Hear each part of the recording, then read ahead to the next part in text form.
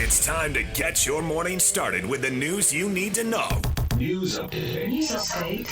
This is what's trending with DJ and PK. Hashtag NFL.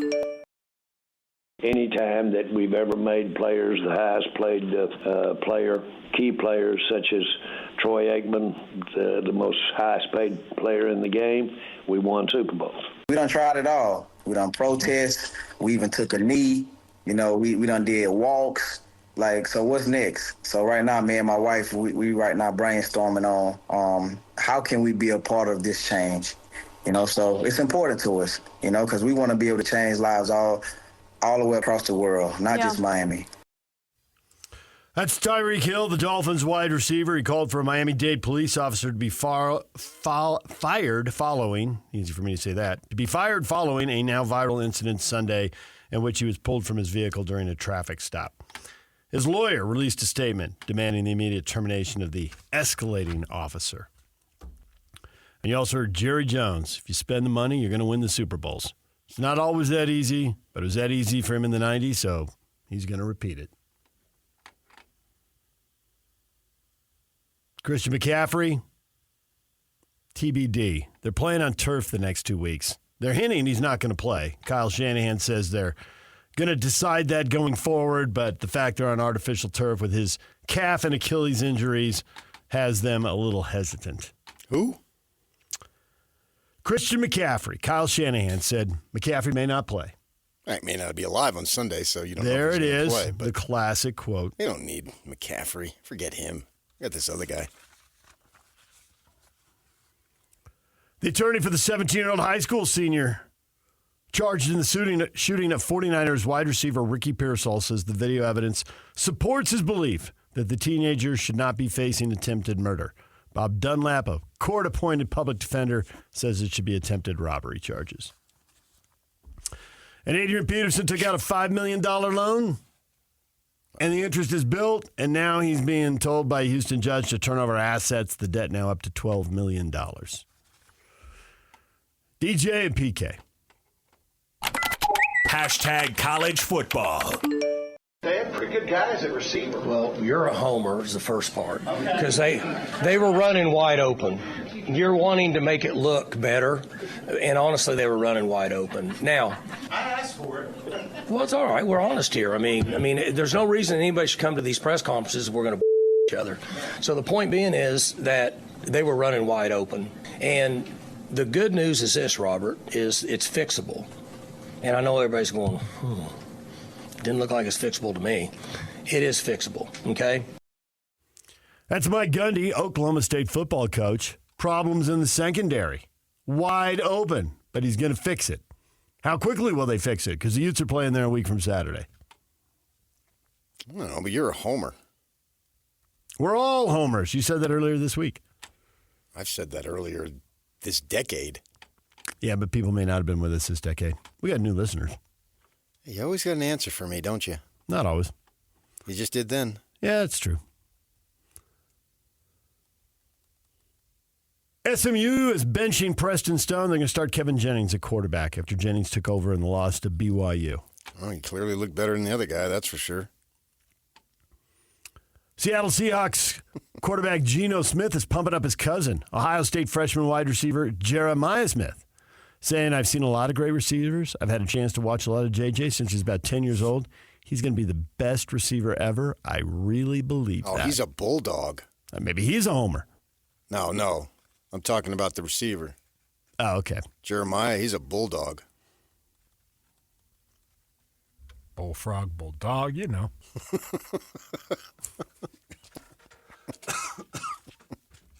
It's the same species, isn't it? Close enough. Colorado Buffaloes coach Deion Sanders expressed confidence in his team's O-line amidst their issues early here in the season. I feel like we got the right guys. You may see us shake something up a little bit.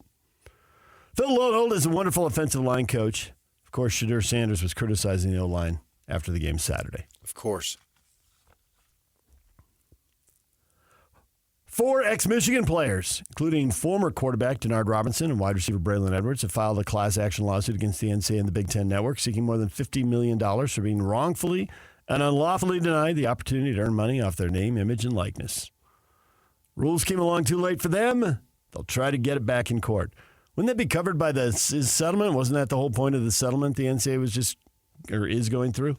You asking me? Yeah. I wouldn't have any idea. I'm a sports fan, not a court fan. Auburn starting quarterback Peyton Thorne said criticism from fans after the Tigers lost to Cal have included requests from bettors. Thorne said bettors have messaged him on Venmo asking for money. It's funny. They're definitely not sending cash. When they lose money, they want their money back. But when they win money on a parlay, no one's ever sent me any of the money. Hypocrites out there in the gambling world. Thorne's calling them out. DJ and PK. Hashtag NBA. NBA Commissioner Adam Silver said yesterday there was not discussion of expansion at this week's meeting of the League Board of Governors, but that topic will be addressed at some point this season. There was not a lot of discussion in the meeting, he said, but only largely not for lack of interest. It was that we had said that we're not quite ready. It was something that we told our board we plan to address this season, but I think there's certainly interest in the process, and I think we're not there yet in terms of having made any specific decisions about markets or even, frankly, to expand. Yeah, but they're going to get a lot of money, so they're going to do it. Can they get $100 million per team per owner? Well, if that was it, they would add 10 teams then. $3.2 billion. If it's simply about the money, add as many as you possibly can get. Well, it'll cost them on the other end because they have to split up the TV money. Get you coming and going. See? Exactly. And they haven't made any specific decisions about markets, but everybody's expecting Seattle and Las Vegas. Yeah. The NBA has expanded the permissible scope of coaches' challenge reviews on some out-of-bounds play, saying that if a foul should have been called in play, it can now be assessed shortly after the fact. So more trips to Secaucus. You got to be excited about that. I'm going to let that go. Rather talk about Tyreek Hill. DJ and PK. Hashtag Major League Baseball. Bryce now with 39 doubles on the year. Castellanos is hit by the pitch, and he is not happy. The benches are going to clear. Harper's already at the mounds. Castellanos has been hit a handful of times this week. Dusty Watson comes over with Brandon Marsh to move Harper away. Crawford checks on Gunner. He's not going. The pitch, that's deep to right field. That's way back there. Abreu can watch it fly out. A two-run homer for Cedric, his second of the game, and the Orioles have a 3-0 lead at Fenway. Kirby's first pitch. Tatis lines it in the air to right field and deep. Robles is back. He's going to turn to watch. It's going to go! 3-run homer the other way for Fernando Tatis Jr. And the Padres hop on top.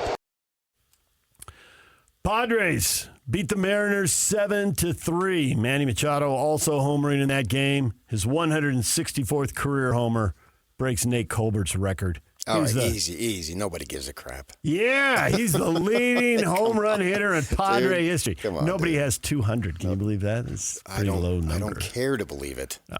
They picked up a game on the Dodgers. Do you care about that? Oh, it's the standings this morning. Pete Crow Armstrong making catches. Did you watch that or no? Watch what? Cubs-Dodgers. No, I was watching Diamondbacks. I don't know that the Cubs-Dodgers was on what I have available to me. Yamamoto came back, pitched 4 good innings. The bullpen blew up, but he's been out since June, so that's a positive sign. Diamondbacks shutting out the Rangers 6-0, shut them out on 3 hits. That's what I was watching last night.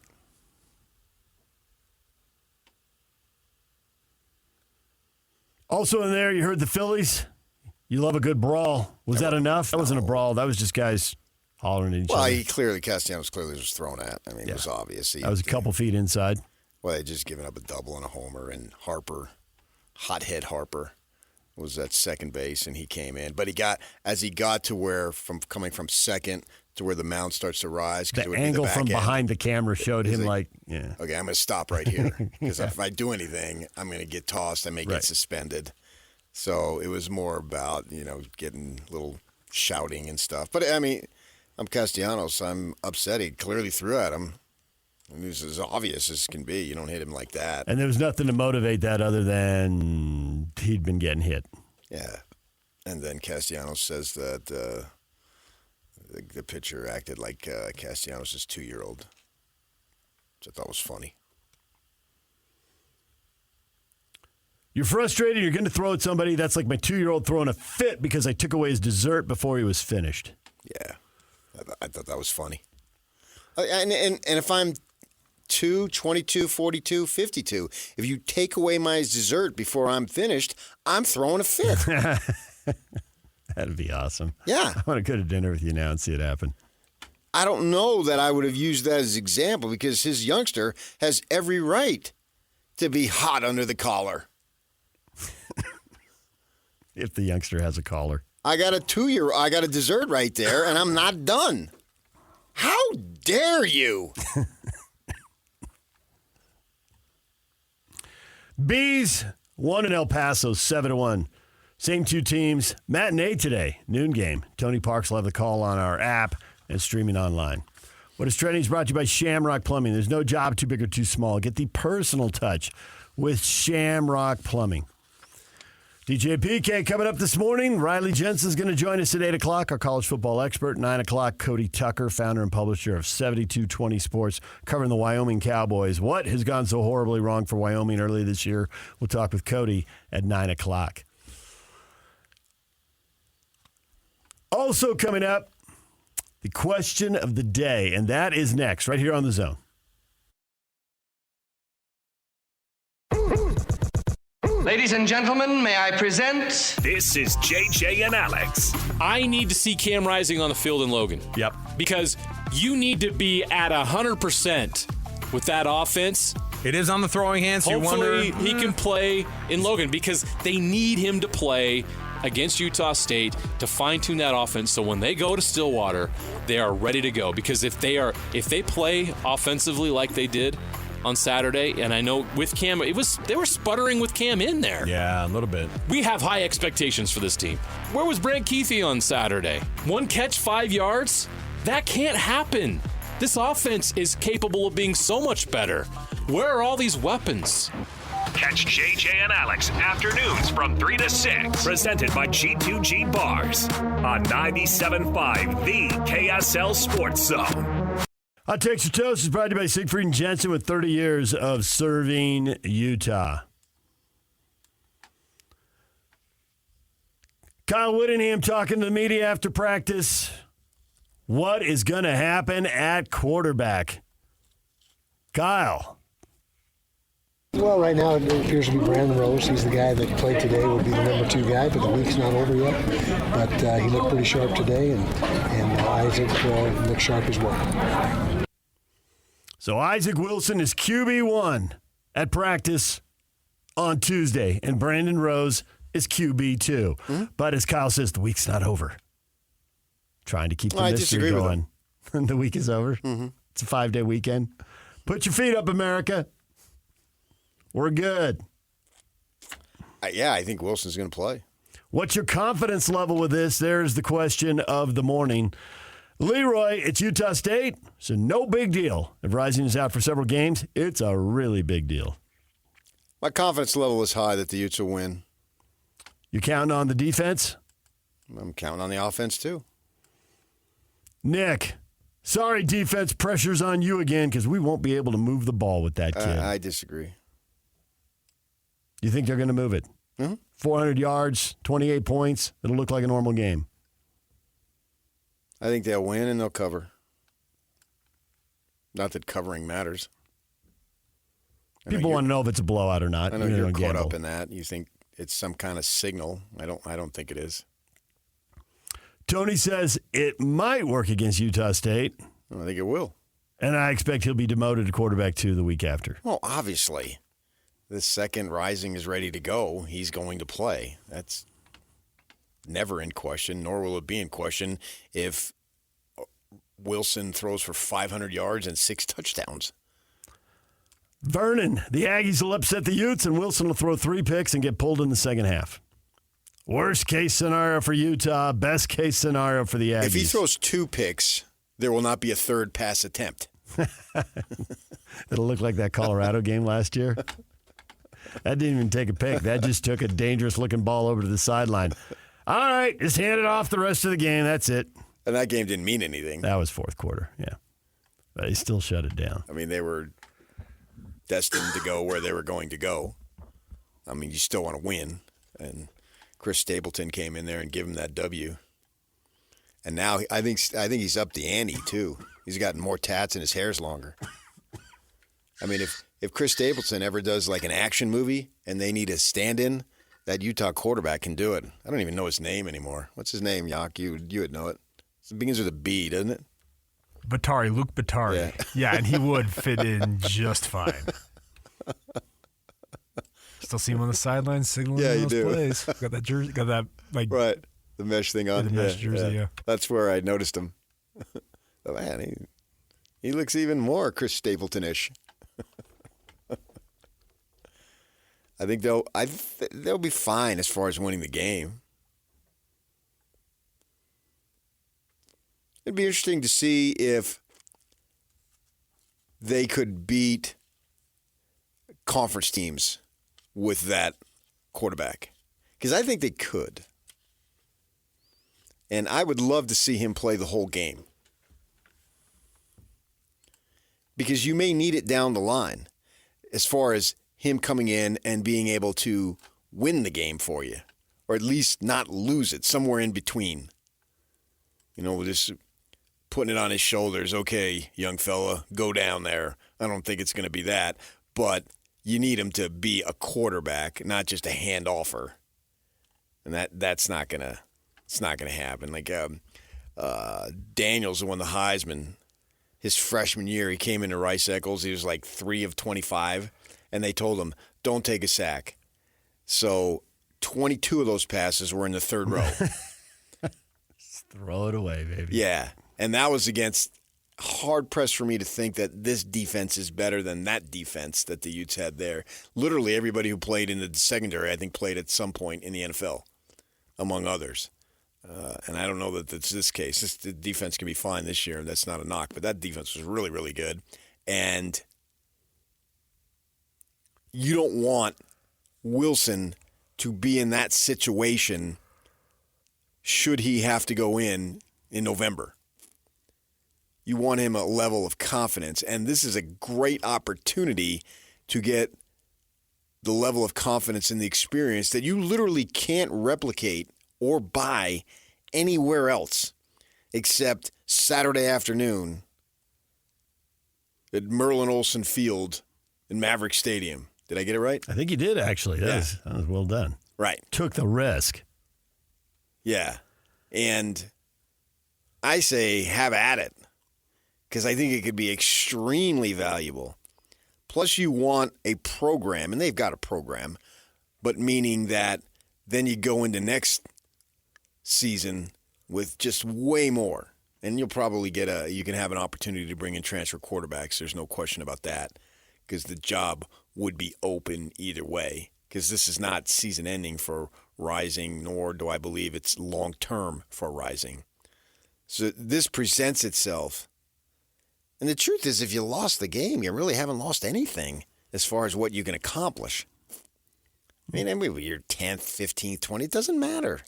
Those polls are just discussion points. If you're the conference champ, you'll be the 3rd or 4th seed. Yeah. Maybe they give you a break if you're 11-1, 12-1 with the conference title game in the championship. If you're 12-1 and you didn't have your starting quarterback for one game back in September, you might not even get penalized for that. We've seen that happen. I don't think they would. NCAA basketball tournament, so we'll see if the committee does that. No one's going to remember what happened in September. September is, for these teams that are elite, is sort of scrimmages. And if you can't beat Utah State, no knock on them, but they are who they are, and they've gone through their own issues that have been extremely trying, to say the least. If you can't beat them minus one player, then that's a program failure.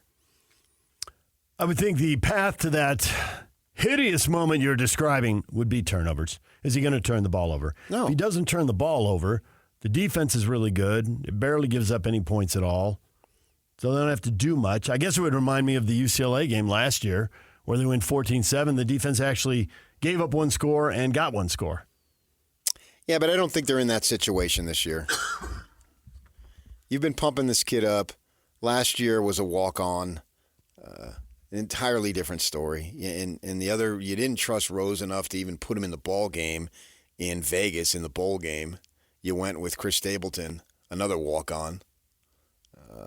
But you're not in that situation this year. So whatever happened last year, that's last year.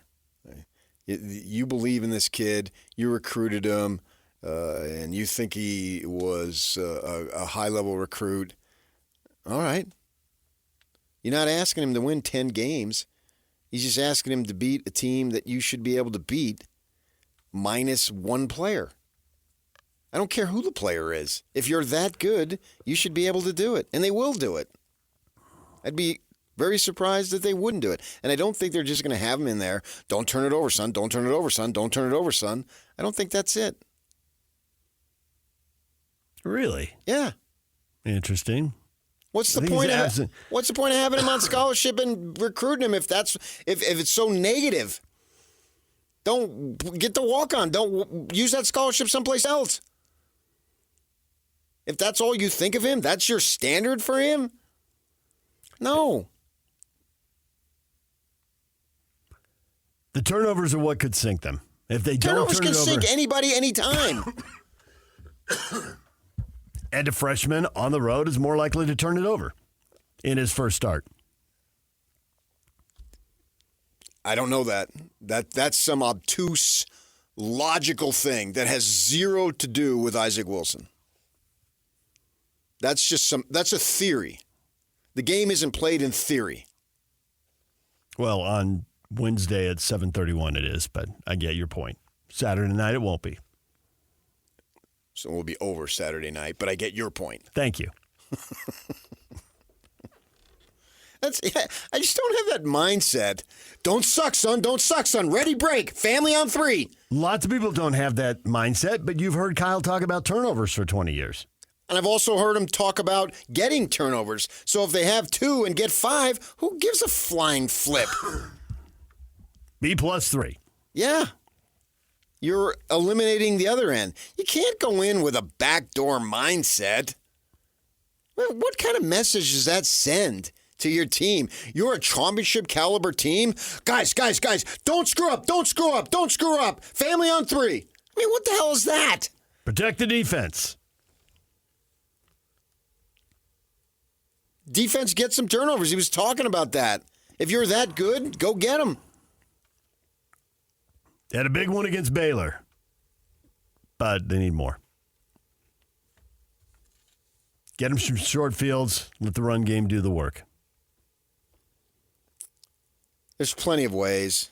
You know, Rising got credit for that Moolah Parks run around the end as a touchdown pass. That was awesome. I hate the way they score those. Yeah. You just flip the ball forward. It totally looks like a handoff. Right. But it was in the air for 3/10 of a second. Forward, not backward. And it was forward. So it's not a lateral. So that was a touchdown pass. It could either be a lateral or a handoff, but if it's forward, just a half an inch, it's a touchdown pass. The only touchdown pass that any of the three of us would be likely to throw in that situation. I'm pretty sure Isaac Wilson can toss that pass. Rising did absolutely nothing on that. And he gets credited with a touchdown pass. Yep. I know, beyond a shadow of a doubt, that Wilson can do that. Hard to believe there was an easier touchdown pass than the next one he threw. But there it is. Yeah. They were both easy. I saw that in the old BYU quarterback, John Walsh, when he played at Carson High. He was a West Torrance kid, but Carson had a ton of athletes. Carson was more inner city. West Torrance is suburbs. So you can get the demographics. I don't want to offend you here, but I think you can figure it out. I don't think y'all could be offended. And, no, I'm talking our listenership and those who cross over on television. That's who I'm far more worried about. Radio people can handle the truth. And so he had 2 running backs. One of them went to Nebraska. And that's all he would do. Not all he would do. but he would get these enormous passing totals because he'd just flip it to the kid and he'd run down the field in the first 65-yard gain. And it would be credited to the passing category. Well, the ball was in the air and it went forward a foot. And then they play the city championship in El Camino Stadium, which is a very nice stadium. You see they do a lot of commercials there. And this was on first Saturday in December. And then I think the following Monday he was back at West Torrance. Family on 3. He'd thrown all his long touchdown passes. So they could do that. They got so much experience. Ludwig has been doing this thing for so long. He can figure it out. I don't, and then maybe they do that way. But if you're going to play the kid, you certainly don't want him to lose the game. But let him have some fun out there. You can't go into the mindset that, boy, I just can't make a mistake. That's no way to live life. That's no way to play football. It's supposed to be fun. And go ahead and have it. And singing and dancing afterward when you win and all that stuff. That's what it's about. And he'll throw some picks. He already has. He threw them in high school. You ask Riley Jensen about it. Riley's coming up at 8 o'clock. Yeah. We will talk to him then. And he knows what opposing high school coaches have said on the scouting report about that kid when he was there last year. You know, let unleash him. That's what I want to see. Unleash him? Yeah. Is unleash him 15 to 20 passes? Yeah. Okay. If that's your definition of unleash, because that's, I think, where they'll end up. If Cam plays, maybe they throw it 25 times. Yeah, I would actually be surprised that they would need to throw it a bunch. And the only time they've ever thrown it a bunch was against USC. It was too tempting not to. And they were having trouble stopping them. Yeah. Dalton Kincaid's running around open. Throw it one more time. Kincaid's wide open. And Williams was a good quarterback. And that was his Heisman year, wasn't it? Yeah. Yeah. So they had to do that to win the ball. They were down game. 2 scores for multiple possessions in that game. Because the other guys were scoring so quickly, too. That was tempting. Gotta go. Yeah. And they had matchups they knew they could count on. Dominate. And they did. But other than that, this is not the definition or the defining aspect of the program. That's for sure. So, well, they ought to be able to get him routes he's more comfortable with. They've got all week to plan for this now. If they want to go with him and protect Cam's hand, then what are your 3 or 4 favorite routes? What do you like? What plays do you like? Where do you want to throw it? That's different than running in the middle of the game. 100%. Yeah. This is a great opportunity. And I want to see them not be careless, but I want to see them exploit it to be able to allow the kid to develop confidence. And it's not just for next year. You never know. Knock on wood, throw salt over your head, do whatever you do, jump up and down, cross your fingers. But there may come a time. There's 9 regular season games, so conference title game, playoff game. There could be 11, and you win a playoff game. Now you got even more games. So, yes, absolutely there could come a time. So take advantage of it. You can't buy the opportunity that you have now. You can't recreate it in any way. Everything after this is a conference game would be different. That's interesting about how many conference games could they win without Cam. Well, if Wilson goes out and plays well, then I'm going to up the odds. Right, exactly. We'll reevaluate it when we get back here Monday after we watch the game. But Houston and Colorado? Oh, for sure. What about... And more than that. Iowa State. Are you looking at the schedule again? I am right now. And UCF. Iowa State and UCF. TCU, the middle of the league. I don't know. I asked Kyle specifically on Monday, how much film is enough? And he said, at least 3. So we're not there yet. Nope. That's from somebody who knows a trillion times There's more more football than the rest than of us put together. Right. And that's why I asked him that question, so I can decide how much do I want to say I have a read on this team. Well, the boss doesn't have one. Right. So how can I have one? Well, and then they would say if the same applies for them, even if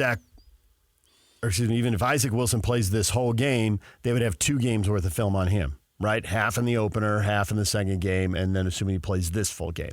So they wouldn't have their 3 games on him. He'd still be a little bit of an unknown to them. Yeah, the opponent, but I think they could have high school film. That's available the way these things are. But yeah, I get your point. So I don't know who's going to be in a position to be available in November. So let's see game week where they're at as far as what we think about that. I'm looking at he needs to come in the third quarter of whatever game. Iowa State looks like outside of these next 2, the first 2 on paper right now, Iowa State looks like it would be the third toughest game. There are 3 ranked teams on their schedule. I see your logic. Yeah. Iowa State getting that win at Iowa was impressive.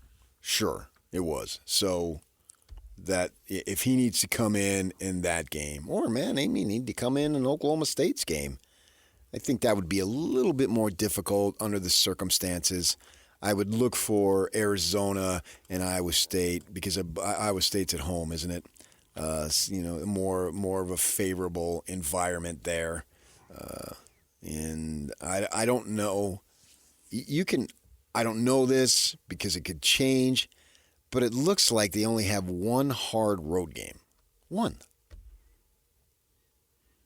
Oklahoma State obviously looks like the toughest road game, and after that, but UCF could very well be. Right. That's so far away now. Maybe they are, and I don't want to dismiss them. It's UCF and ASU would be the next 2 road game. I mean, they're going to Houston and Colorado and Utah State, so you can rank them pretty quickly. Yeah. But the others are so far away, it's useless to do that to see. Maybe the Devils are legitimate, or maybe they just beat 2 teams that aren't that good. Certainly the Idaho the luster to a degree is off that with not Idaho, Wyoming, because Idaho got them. Yeah. Right. So when we look back in December, it might be you should have beat them. Look at that, they're 2-9. It's another month, so we'll figure it out. Yeah. As it gets closer, we'll know more. But they just got a great opportunity to build something here, to build confidence in the young man that can only be achieved through going out there and playing well. And I'm excited for him to have this opportunity, if it comes to that, to see what he can do. And I would love to see it because I think it can. If he plays well enough, which is really just the standard, well enough, can pay dividends. And then you got some relief there, ready to go. And who knows? Who knows at that time what's going on there as far as any health concerns. And obviously, if Rising gets any form of issue, he's going to be, at least if last year was any indication, extremely cautious because there was big-time frustration, and Whittingham made it known. He didn't say it in so many words. Uno. But if you look at him and he looks you right in the eye, do you understand what I'm saying? Yes, I do. And that's exactly what happened in practice. He gave me that look. I've been around him a fair amount of times. He gave me that look to where he's telling me, I'm telling you something here, so shut up and listen, but I'm not going to spill the beans 100%. But if you know anything about me, you know what I'm talking about. Figure it out and read between the lines. And so if they were so cautious about last year, why would they be just throw caution to the wind this year? Doesn't make any sense, does it? Well, it's a different kind of injury. I mean, to the hand versus I'm the not knee. talking this injury. Oh. I'm talking about going forward. Yes, I can see your point. If anything close to that happens. Yeah, I'm not talking about some sprained fingers. I'm talking about a significant body part that, which is obviously the knees or the shoulders, or certainly concussion issues, obviously. Those types of things. Not things that are, you're basically nicked up or dinged up, as they say in football. I'm talking about something a little more serious. It would stand to me, the reason to me that they would be cautious with that. Why were they so cautious last year? I'm not saying that it was the right or wrong. I'm saying that's just the way it was. And the way it probably would be going forward. That you'd have to think that. DJ and PK coming up next. You don't get to pick, but if you did, what would you choose? That's next. Stay with us. The band of the day today is Lady A as co-lead singer Charles Kelly celebrates his 43rd birthday. It's brought to you by Live Nation. For all of the live concert events in 2024, check out livenation.com. Charles Kelly is an addicted golfer, which makes sense because he was born in Augusta, Georgia.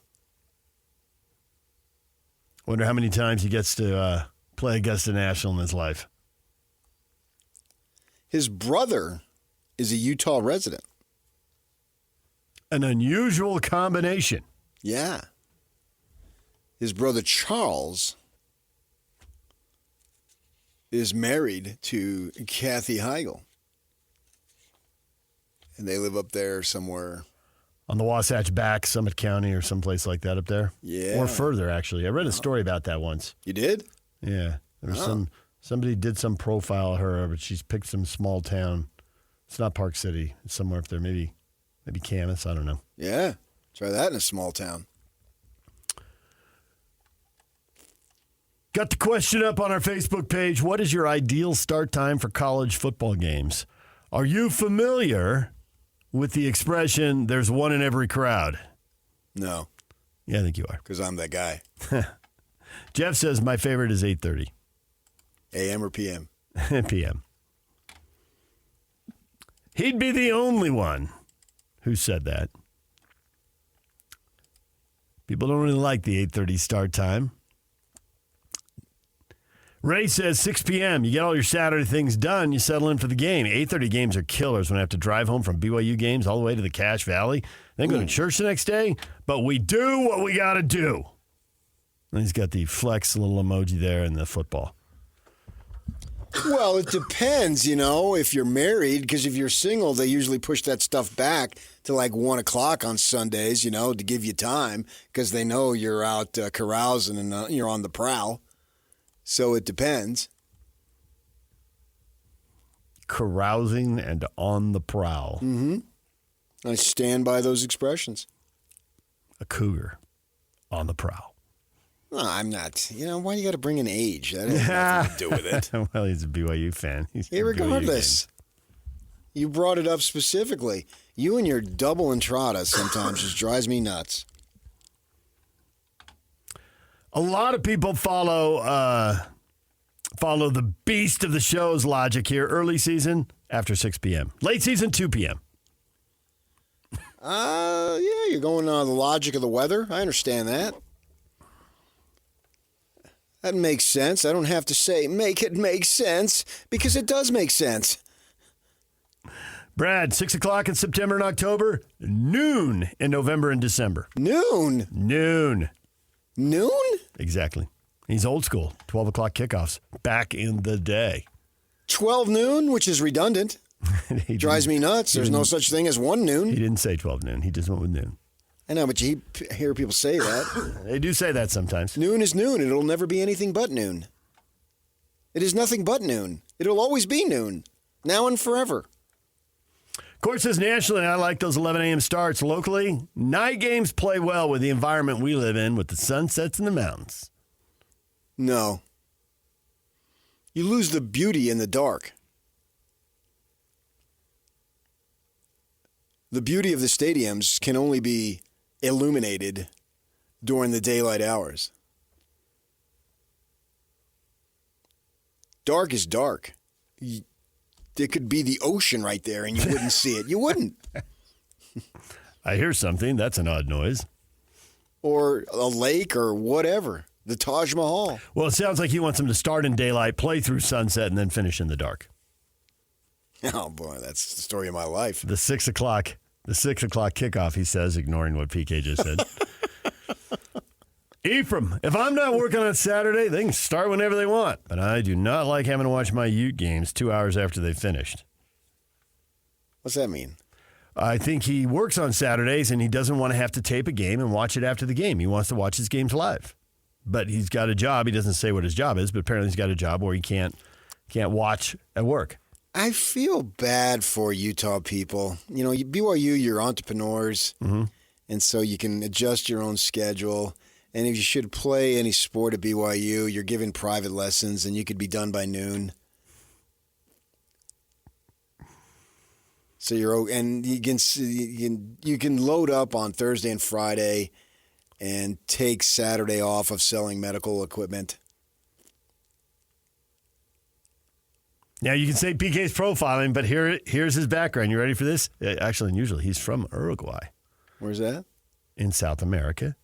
Oh, he's got some strange names here in the town. What do we got? San Juan in Utah, and you're acting like, oh, it's South America. I know freaking Uruguay is a country in South America, but how the crap did I not know that it might have been a city here in Utah? You got San Juan, you got Tooele, which is spelled Tooele. You got Hurricane, and they pronounce it Hurricane. And you're looking at me like I'm a weirdo? Don't forget about Manaway. Yeah, I never forget about Manaway. He went to Granite High. He's a little older because that's been closed for a while. I don't take it for granted. He went to Salt Lake Community College, and he studies marketing communications at the University of Utah. Yeah, right on. What's his name? I just clicked out of it. Oh, that's a strange name. Hold on. Find it. I hope he succeeds in life. All right. I have a tender soft spot for junior college people. His name is Ephraim. Yes. I still wish we did that fundraiser for junior college. You need that. It's important in every community. What is your ideal start time for college football games? Tony wants them to kick off at 1. 1? I want a little later. Scotty says 1:30 was pretty rad last week. I heard some people complaining about the heat. Oh, you heard Dane Green. That was it. No. Yes. Somebody was at the game. No. Yeah. Well, you're family because you're Ute fans. I get that. Someone who was there was texting me. It's too hot. I got to leave. Well, then go. Whatever you want. Yeah, that's what I said. Why'd you have to respond? Just ignore it. Don't run it by me. Melody says don't tee up Utah and BYU at the same time. She wants to watch both games. I would agree with that. From a work standpoint, I like when they're offset.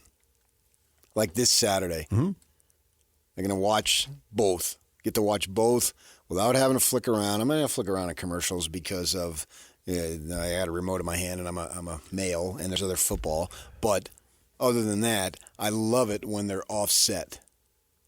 And I can really hone in on We're going to go both. 4 for 4 the first 4 weeks of the season, so that's good. Yeah, well, yeah. Then we'll see after that. We don't know about the times later on. Yeah.